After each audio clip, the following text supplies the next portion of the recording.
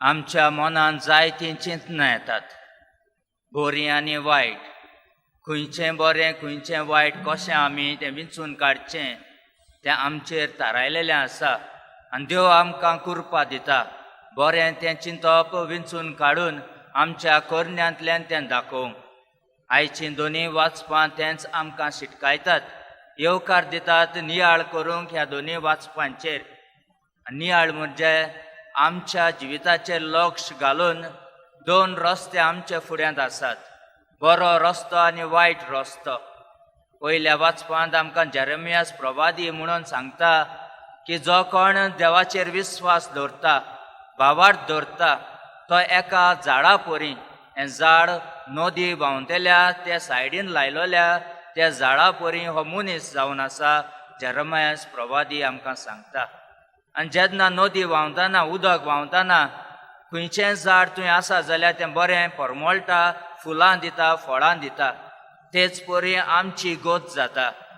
आमी तर देवाचेर विस्वास दवरता, भावार्थ दवरता, देवाच्या आज्ञा प्रमाणें आमी जियेता, देवाचें उतर आयकून आमच्या कानार तें सादता तेन्ना नियाळ करून आमच्या तर करण्यांतल्यान तें आमी दाखयता, जाल्यार आमचें जिवीत सुफळ जातलें, खुशाल जातलें आनी बरीं फळां दिवंक आमी पावतले.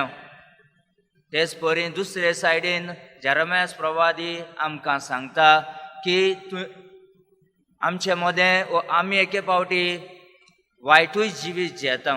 देवाचेर विस्वास घालिनासतना आपणाक जाय तशें जिवीत जियेतात तसले मनीस ह्या संवसारांत आसात. आनी तांचें जिवीत जावन आसा एक सुकलेल्या तोंडां परी, ताका जीव ना कांय ना. कित्याक आपणाक जाय तशें ते मनीस जियेतात, आपस्वार्थीपणान जियेतात. म्हजें म्हाका मेवलें खुशाल, दुसऱ्यांचें म्हाका पडोवंक वचोंक ना. तशेंच आयज वर्तमानांत आमी पळयलां कशे तरेन ग्रेस्त मनीस आनी गरीब मनीस आमकां दिसून येता.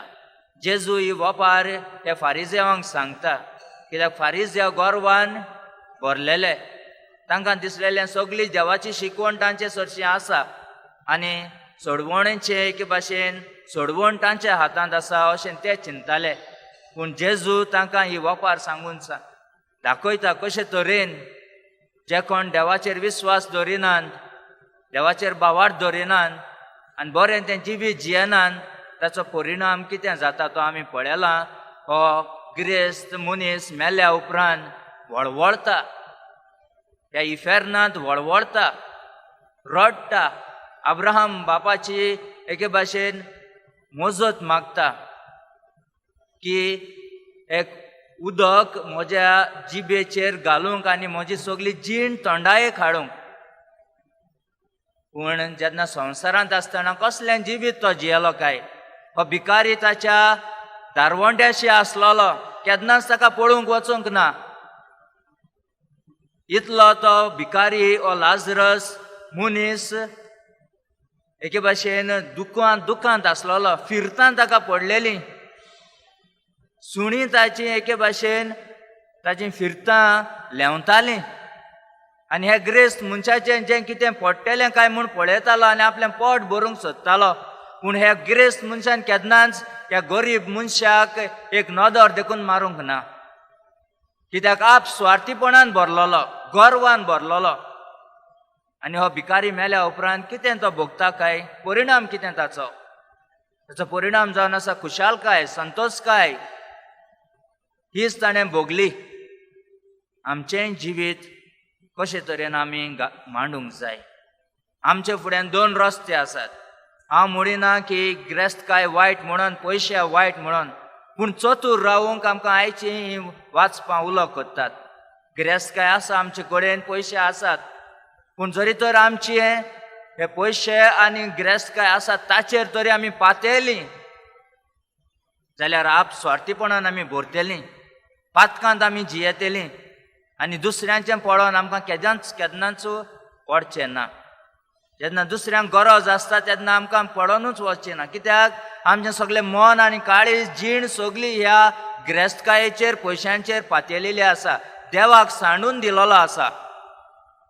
आनी हाकाच लागून आमची जिवीत एके भाशेन पातकांत पडोंक शकता. देखून आयची वाचपां आमकां चतूर रावूंक एके भाशेन उलो करतात. पयशे गरजेचे, गिरेस्तकाय गरजेची, पूण जेन्ना आमी हे पयशांचेर आनी ह्या गिरेस्तकायेचेर फुलतां तेन्ना आमी गर्वान भरता, आपस्वार्थीपणान भरता, नाटकायेन भरता, दुसऱ्यांचे द्वेस करूंक आमी करूंक सोदता. कित्याक आमकां दिसता पयशे सगळेंच आमकां दिता म्हणून. ना, हे पयशे गिरेस्तकाय जें कितें आमकां आसा, आमचे कडेन आसा, तें देवाचेंच देणें. आनी देवान दिलेलें देणें कशे तरेन आमी वापरूंक जाय तें आमी विचार करूंक जाय, विंचून काडूंक जाय.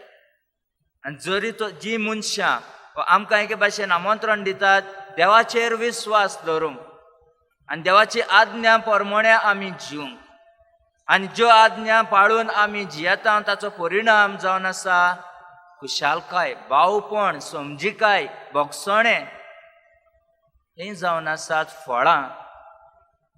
आमकां तोच देव दिता जेन्ना आमचो विस्वास त्याच देवाचेर आसता. सान फ्रांसीस शावेरान ह्याच देवाचेर विस्वास दवरून आपलो गांव सोडून हांगा आयलो.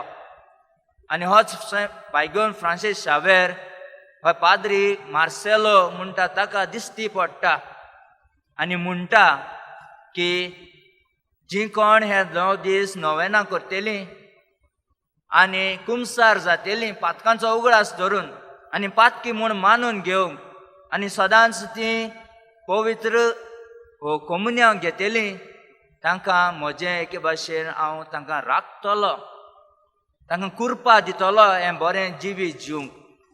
हें जावन आसलें ह्या फादराचें एक दर्शन ताका आसता बायगोन फ्रांसीस शावेराचें. प्रितीच्या भावा भयणींनो, ह्या मिसाच्या बलिदानाक जण एकल्याक कुर्पा मागुया. हीच कुर्पा बायगोन फ्रांसीस शावेरा कडेन आमी मागुया. मागूंक आमचे पासत जण एकल्या पासत की आमी सदांच पावल मारचें आमचें ओतमीक जीण फुडें व्हरोंक. आनी जेन्ना आमी देवाचेर विस्वास दवरता, देवाची आज्ञा पाळटा आनी देवाचें उतर आमच्या जिवितांत लागू करून आमी जियेता, तेन्ना आमी सोयल बागेपणान एकचारान आमी जिवंक फुडें सरतलीं. तर हीच कुर्पा आमकां जण एकल्याक मागुया आनी बायगोन फ्रांसीस शावेराक उलो मारुया. जे परी तो आपलें दर्शन ह्या पाद्री भावाक दिलें तेच परी आमकां ही कुर्पा दिवंक आनी आमचें क्रिस्ती जिवीत जेजूचो पाटलाव करतना बऱ्यो करण्यांतल्यान आमी तें दाखोवंक आमकां जण एकल्याक कुर्पा मागुया.